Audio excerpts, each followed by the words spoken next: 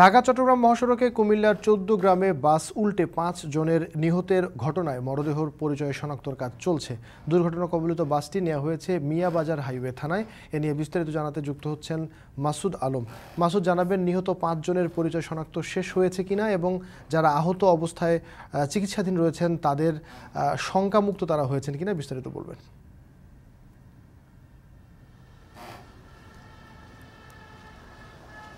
আবির, একেবারে যে ভয়াবহ দুর্ঘটনা, যেটা আসলে কোনোভাবেই নেওয়া যাচ্ছে না। স্বজনদের আহাজারি থেকে শুরু করে কান্না জড়িত কণ্ঠে এক অন্যকে জানাচ্ছেন তাদের প্রিয় স্বজন তারা হারিয়েছেন।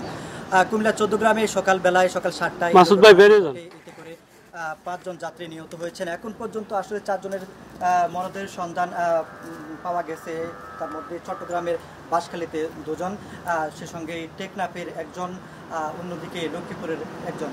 মোট ৪ জনের ভাইয়া আমি তবে একজনের পরিচয় এখন পর্যন্ত জি ভাইয়া হাতে তো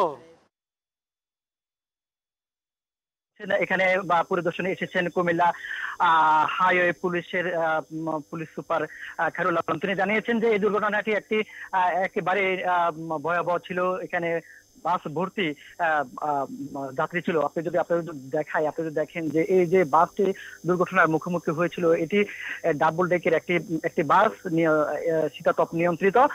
এটি হচ্ছে রিল্যাক্স পরিবহনের একটি বাস। দেখতে খুব সুন্দর হলো, কিন্তু এখানকার যে চালক ছিলেন তিনি আপনার নিয়ন্ত্রণহীন গতিতে ছিলেন কিনা নাকি ঘুমেছিলেন সেটা কিন্তু পুলিশ সুপার বলছেন যে তারা সিসিটিভি ফুটেজ শনাক্ত করে কিন্তু নিশ্চিত করতে পারবেন যে তাদের কোনো কি ধরনের সমস্যার কারণে বা কোন ধরনের ভুলের কারণে কিন্তু এই মর্মান্তিক দুর্ঘটনাটি ঘটেছে এবং ৫ জনের প্রাণ ঝরেছে। তো আমি বলবো এখানে যে ৫ জন নিহত হয়েছেন তার মধ্যে একজনের নাম হচ্ছে নাসিরউদ্দিন পলাশ। তিনি হচ্ছেন নোয়াখালীর তাকিল এলাকার বাসিন্দা। তিনি ঢাকাতে কাজ করেন একটি বেসরকারি প্রতিষ্ঠানে। তিনি বিয়ে করেছেন, মাত্র ১৭ দিন হয়েছে।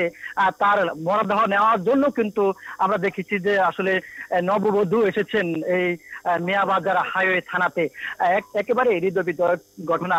তার কণ্ঠে আসলে কান্না, সে পুরা তার কান্নায় পুরো যে থানা রয়েছে সেটার আকাশ বাতাস ভারী হয়ে উঠেছে।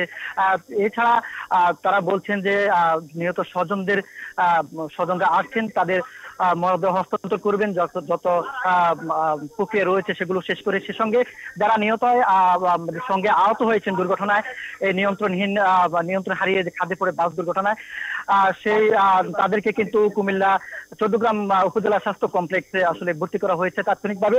যারা সামান্য আহত হয়েছেন তাদেরকে চিকিৎসা দেওয়া শেষে তারা কিন্তু সেরে উঠেছেন। যারা অতিরিক্ত দুর্ঘটনায় আহত হয়েছেন তাদেরকে আসলে এখনো চিকিৎসা দেওয়া হচ্ছে বলে পুলিশ আমাদেরকে জানিয়েছেন।